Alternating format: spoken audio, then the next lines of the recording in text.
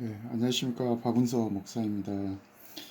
요한계시록은 이렇게 각 장들을 나눌 때 이 흐름을 이렇게 보면은 이게 이제 전체 그림이 이렇게 선명하게 들어올 수 있겠는데요. 그러니까 이 본 계시가 있고 중간중간에 삽입장들이 있습니다. 요거를 이렇게 따로 구분해서 나누면은 이제 전체가 파악하는 게 더 쉽습니다. 이 본 계시는 제가 이제 쭉 지금부터 이 말씀을 드리겠는데, 그러니까 1장에서는 이제 사도 요한이 예수님을 만나는 과정이 기록되어 있고, 그 다음에 2장과 3장은 이제 아시아의 일곱 교회에 보내는 편지 형태로 되어 있죠. 그 다음에 4장은 이제 사도 요한이 부름을 받고 하늘로 올라가는, 그래서 이제 아버지 보좌 앞에서 이루어지는 천국의 상황을 기록한 것이고, 그 다음에 5장에서는 그 아버지 오른손에 그 작은 두루마리가 있었다 이거죠. 인봉된 책이 있었고, 6장에서는 이제 본격적으로 인재앙이 떨어지는 과정이 기록되어 있고, 그 다음에 이제 7장은 삽입장입니다. 이 삽입장들은 제가 저 뒤에서 말씀드리겠고, 그 다음에 이제 8장과 9장에서는 나팔 재앙이 기록되어 있습니다. 이제 지금 본 계시장들을 설명드리는 것입니다. 그다음에 껑충 띄어서 16장에서는 이제 대접 재앙이 기록되어 있는 것입니다. 그리고 19장에 대접 재앙부터 시작되어서 이제 예수님의 지상재림 심판으로 이어지죠. 그다음에 20장에서는 이제 사단을 그 무저갱에 감금시키고 이제 천년왕국이 이루어지는 거에 대해서, 그리고 백보자 심판까지 기록이 되어 있고, 그 다음에 마지막 21장과 22장은 이제 저 천국에서 새 하늘과 새 땅, 새 예루살렘 성, 이제 예루살렘 성은 예루샬 예루 예루샬라임, 그러니까 예루샬라임 두 개가 있다 이거죠. 하늘에도 있고 땅에도 있는데, 땅에 있는 예루살렘은 지금 이스라엘에 있는 그 예루살렘이고, 하늘에도 예루살렘 성이 있는데 거기는 천국의 가장 높은 5층천, 거기 예수님의 집무실도 있고 그 새로 예루살렘 성이 있는데, 그 크기가 나와 있죠. 요즘 킬로미터로 하면은 이렇게 가로 2220km, 세로 2220km, 높이도 2220km, 정육면체 형태로 되어 있고, 이제 그 새 예루살렘 성이 내려옵니다. 천년왕국이 끝나고 땅의 왕들을 입성시키고 다시 이제 원래 위치로 올라가겠지요. 그 과정이 그 새 예루살렘 성에 대한 기록이 있는 것입니다. 지금 말씀드린 이런 장들은 이제 주요 흐름인 본 계시들이고, 이제 중간중간 삽입장들이 있습니다. 7장. 7장은 이제 그 이스라엘 14만 4천의 이 임받는 과정, 또 교회 휴거 과정, 제가 7장에서 말씀드렸죠. 능히 셀 수 없는 흰옷 입은 큰 무리. 자, 그 다음에 10장도 삽입장입니다. 오늘 할 건데, 이제 하늘에서 천사가 내려오는데, 예수님입니다. 그리고 그 천사가 그 작은 두루마리를 사도 요한에게 주고 요한이 그 받아먹는 과정이 나와 있죠. 그 다음에 다음 장인 11장은 두 증인에 대해서 기록되어 있고, 그 다음 12장은 이제 철장 건세 가진 아기가 하나님 보좌 앞으로 올라가더라. 그러니까 예수님의 몸인 우리 교회 휴거와, 그 다음에 용의 낯을 피해서 1260일 동안 광야 페트라로 이렇게 도망가는, 그래서 거기서 양육을 받는, 저는 이것을 이스라엘 14만 4천 구원의 그 7장에서 구원의 인을 받은 그 14만 4천이 하나님의 보호처로 들어가는 것을 기록한 것이라고 해석하는 것이고요. 그 다음에 13장도 삽입장인데, 13장에서는 이제 적그리스도와 거짓 선지자에 대해서 두 짐승에 대해서 기록이 돼 있고, 그 다음에 14장에서는 이제 어린 양과 함께 시온산에 서 있는 14만 4천.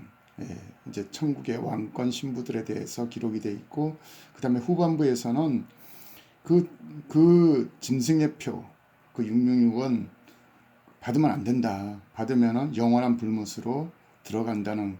그리고 그 이제 두 번째 이군 곡식 추수와 그 다음에 이제 마지막 이제 주님이 내려오면은 포도주 틀에 대한 심판이 기록되어 있는 것이죠. 그 다음에 15장은 이 이제 두 번째 익은 곡식 추수 여기까지 이제 나팔장을 겪고 올라간 그들이 이제 그 하나님의 보좌 불 섞인 유리바다 앞에서 그들의 구원의 감격, 이스라엘의 모세의 노래, 또 성도들이 짐승의 표를 이긴 자들이 올라온 어린 양의 노래를 부르는 것이 기록이 되어 있고, 그 다음에 17장과 18장은 이제 음녀 바벨론에 대한 심판이 기록되어 있는 것입니다. 그래서 이런 이제 오늘 살펴보는 이 10장은 삽입장이 되는 것입니다. 제가 1절부터 해석하도록 하겠습니다. 내가 또 보니 힘센 다른 천사가 구름을 입고 하늘에서 내려오는데 그 머리 위에 무지개가 있고 그 얼굴은 해와 같고 그 발은 불기둥 같으며 그 손에는 펴놓인 작은 두루마리를 들고 오른발은 바다를 밟고 왼발은 땅을 밟고. 예. 여기 구름을 입고 내려오는 천사, 지금 천사로 표현되는데 이 다른 이런 수식 단어들이 전부 이렇게 예수님을 뜻하는 것입니다. 예수님은 뭐 구름을 타고 오시기도 하고 지상재림 때 그러시죠. 그 다음 공중재림 때도 물론 그렇고, 그 다음에 계시록 14장에는 이제 구름 위에 앉으시니 그 예리한 낫을 들고 이 두 번째 곡식 추수를 위해서 거기도 구름 위에 앉으신 분은 예수님이고, 그러니까 이제 구름을 입고 다니거나 구름을 타고 다니거나 구름 위에 앉으신 분은 전부 이렇게 다른 표현들과 비교해 봤을 때 이분은 예수님입니다. 또 하늘에서 내려오는데 얼굴에 무지개가 있다. 이 사장에서도 아버지 보좌를 이렇게 수식할 때도 거기 녹보석 같은 무지개가 있더라 그랬잖아요. 얼굴이 해와 같고, 지금 계시록 1장에도 보면은 이제 사도 요한이 예수님을 만나는 가정에서 얼굴이 해와 같고 발은 불기둥 같고, 손에 그 손에 작은 두루마리를 들었는데, 저는 이 두루마리가 5장에서 아버지 오른손에 있었던 그 어린 양이 그 두루마리, 임봉된 두루마리를 취하지 않습니까? 그러니까 지금까지는 여기까지 예수님이 손에 계속 갖고 계시는 거예요. 그래서 그 두루마리를 들고 내려와서 오른발은 바다를 밟고, 자, 어느 바다겠습니까?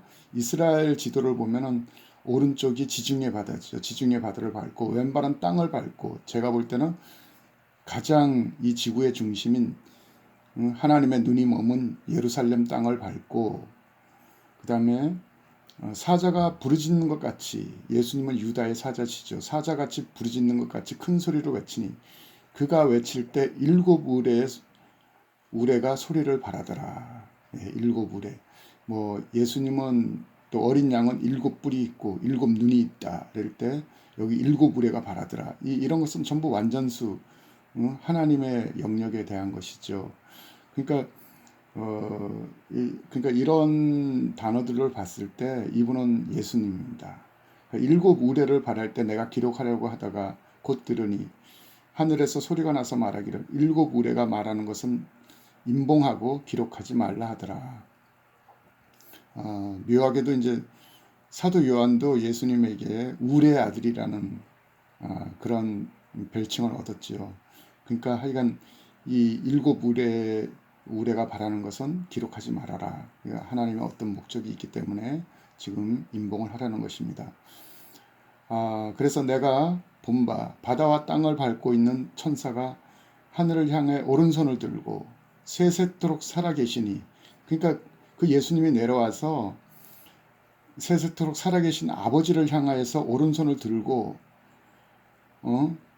그러니까 그 그 아버지는 하늘 가운데 있는 물건이며 땅과 그 가운데 있는 물건이며 바다와 그 가운데 있는 물건을 창조하신 이, 그러니까 모든 피조 세계를 창조하신 하나님 아버지를 가리켜 맹사하여 이르되 지체하지 아니하리이니 일곱째 천사가 소리를 내는 날 그의 나팔을 불려고 할 때 하나님이 그 종 선지자들에게 전하신 복음과 같이 하나님의 그 비밀이 이루어지리다 하더라. 예. 그러니까 이 다니엘서 12장에도 가면은 그 다니엘서 12장에 그러니까 그 강물 위에 세마포를 입고 12장 7절입니다. 내가 들은즉 그 세마포를 입고 강물 위쪽에 있는 자, 강물 위에 떠 있는 자입니다. 거기도 예수님입니다. 예수님이 좌우에 손을 들어 하늘을 향하여 영원히 살아 계신 이를 가리켜 맹사하여 이르되, 그러니까 아버지 하나님을 향하여 맹사하여 이르되 반드시 한 때와 두 때와 반 때를 지나서 성도의 권세가 다 깨어지기까지 이르니 그렇게 되면 이 모든 일이 다 끝나리이다 하더라. 예. 이 표현이 비슷하지요. 여기서도 예수님이 아버지를 향해서 손을 들고 한 때와 두 때와 반 때를 지나면은 모든 일이 다 이루어지고 끝난다고 했는데 이것은 자 여기 후 3년 반이 지나면은 하나님의 모든 계획이 끝나고 이제 심판이 이루어진다. 이제 그 말씀을 강조한 것이죠. 여기서도 마찬가지입니다. 자, 일곱째 천사가 소리를 내는 날, 이제 여섯째 나팔까지는 9장에서 끝났고, 이제 일곱째 천사가 소리를 내게 되면은 마지막 일곱 대접, 이때부터는 모두가 이제 마지막 심판에 들어갑니다. 일곱째 나팔이 부러지면 일곱 대접 재앙이 이루어지면서 바벨론 심판까지 이루어지면서 예수님의 지상 재림까지 이것이 다 연속적인 사건으로 짧은 시간에 다 이루어진다는 것이에요. 그래서 이제 일곱째 천사가 나팔을 보면 하나님이 그 종 선지자들에게, 그 종 선지자는 구약 선지자들 이사야, 예레미야, 에스겔, 뭐 호세아, 다니엘, 요엘, 스가랴, 말라기 뭐 이런 구약 선지자들에게 전하신 복음, 예. 그 구약 선지자에게 알리신 그 비밀과 같이 하나님의 비밀이 이루어지리이다. 자, 그러면은 이 구약 선지자에게 전하신 그 하나님의 비밀이 뭘까요? 그 다음 장 11장 15절에 또 나옵니다. 11장 15절에서도 일곱째 천사가 나팔을 불매 하늘에서 큰 음성이 나서 이르되 세상 나라가 우리 주와 그의 그리스도의 나라가 되어 그가 세세토록 왕노릇 하시리로다. 자, 구약 선지자들에게 전하신 복음의 비밀은 이제 그들의 기다리던 메시아가 오면은 모든 것이 심판이 이루어지고 이 세상 나라가 주와 그의 그리스도의 나라가 되어 세세토록 왕노릇 하리로다. 그러니까 예수님이 만왕의 왕으로서 이 땅에서 세세토록 그리스도의 나라가 메시아 왕국이 이루어져서 왕노릇한다. 이것이 구약 선지자들에게 구약 옛날에 전해졌던 복음이며 그것이 하나님의 비밀이라는 것입니다. 뭐 이것을 이 비밀이 막 휴거라고 이렇게 생각하시는 분들이 아니라 그게 절대 아니라 이스라엘 선지자들이 강조하는 것, 이스라엘 선지자들의 모든 환상과 예언은 여기 마지막 끝선에서 이루어집니다. 그러니까 구약의 그 선지서들을 읽을 때 뭐 그날 뭐 이런 여호와의 날 그런 심판의 날 뒤에 새로운 어떤 그 땅에 대한 하나님의 회복 또는 뭐 그 떠난 백성들이 모아서 구원을 이루는 이런 모든 내용들은 이 끝선에서 이루어지고 그들의 메시아가 오면은 옛 다윗의 왕국의 회복 그 온 세상을 이스라엘 중심으로 통치를 하는 그 메시아 왕국에 대한 이 모든 예언이 이렇게 이루어진다는 것이 구약 선지자들에게 전한 복음이라는 것입니다. 자, 8절입니다.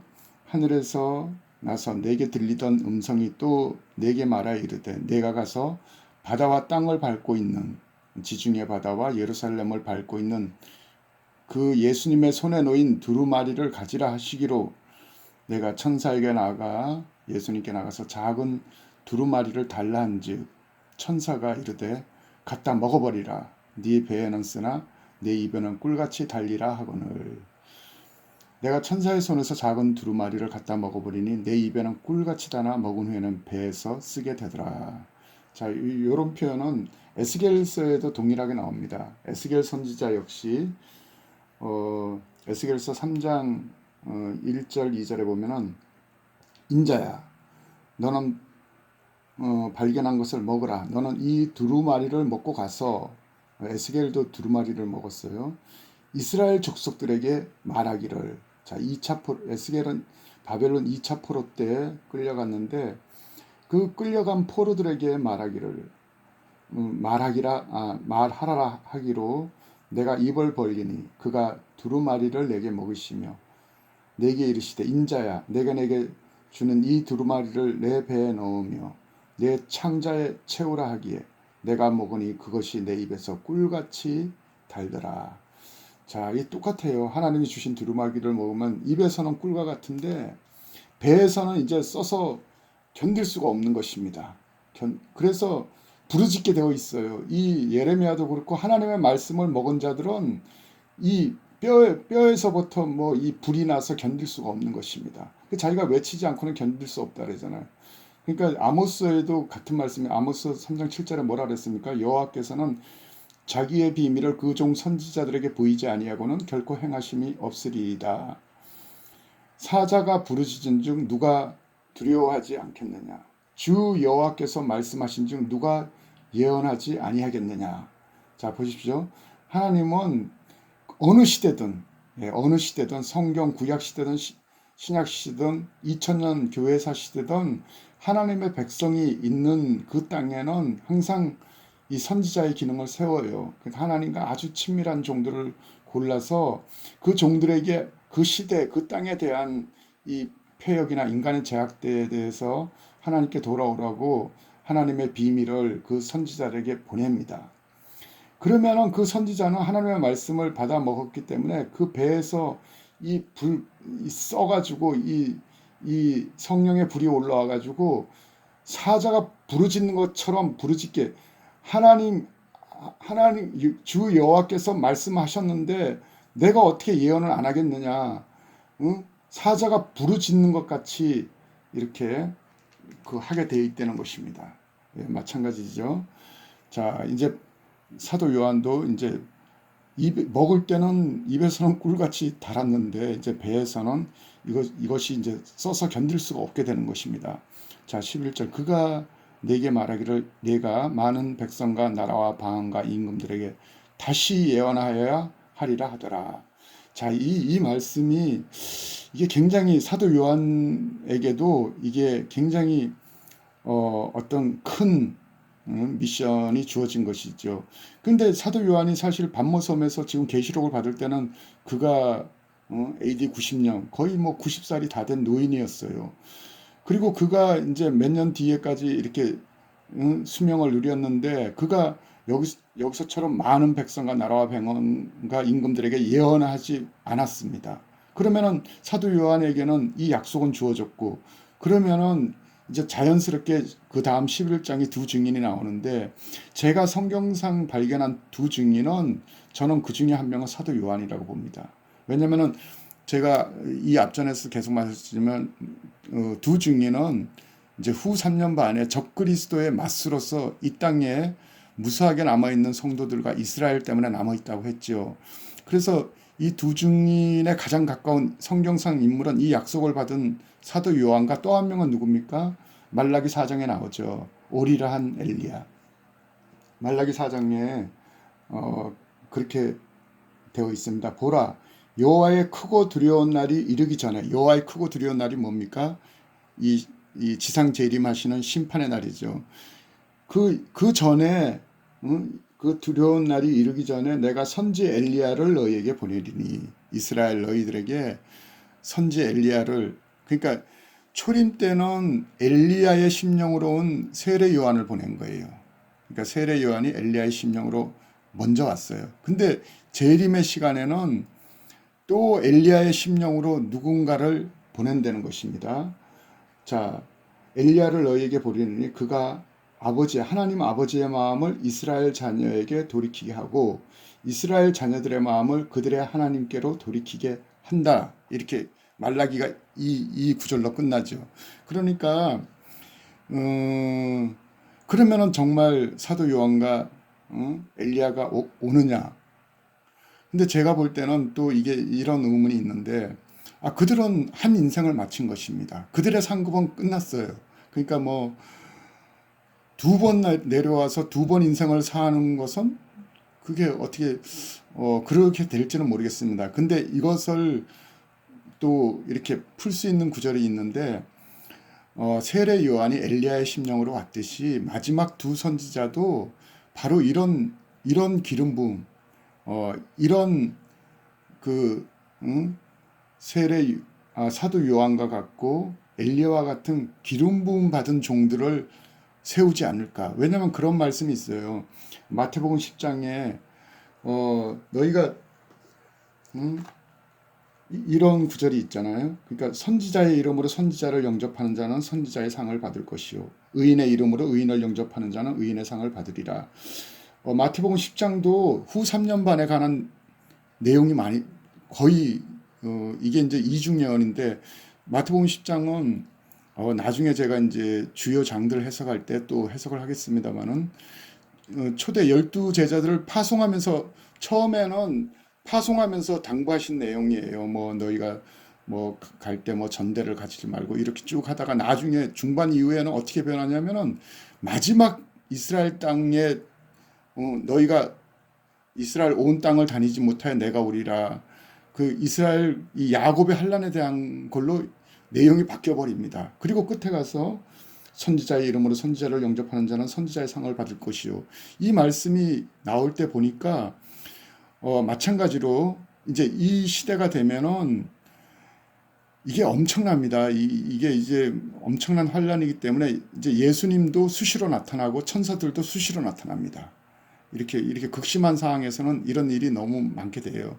그리고 우리가 이제 변화산 사건에서도 보면 모세와 엘리야가 나타나잖아요. 나타나가지고 베드로가 막 놀래가지고 그런 장면이 있잖아요. 그러니까 마찬가지입니다. 그게 얼마든지 가능한 일이고, 이미 사역이 끝난 지금 저 천국의 아버지 보좌 앞에 있는 그런 사도 요한이라든가 엘리야도 와가지고 내려와서 마지막 때 하나님이 정한 두 선지자에게 그런 어, 그 어떤 사역의 어떤 지침이라든가 그리고 자기네들이 실패했던 그런 부분들을 이렇게 같이 도와서 사역을 할 수 있다는 것입니다. 왜 또 그런 말씀이 나오냐 하면 히브리서 11장 40절에 또 이런 말씀이 나옵니다.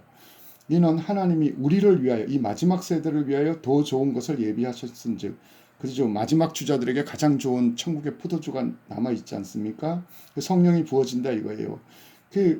그래서 우리가 아니면 이 마지막 세대가 아니면 그들로 온전함을 이루지 못하게 하려 하심이라. 그들이 누굽니까? 이미 사역이 끝나서 저 천국에 가 있는 하나님의 귀한 사역자들, 그들이 이 땅에 있을 때 실패한 부분들이 있다 이거예요. 엘리야 선지자만 하더라도 그가 갈멜산에서 바알 선지자들과 대결하고 나서 그 다음에 이세벨이 죽인다고 하니까 그가 그냥 도망가지 않습니까? 그 시내산으로 40일 주야를 도망가지 않습니까? 그러니까 그런 부분들.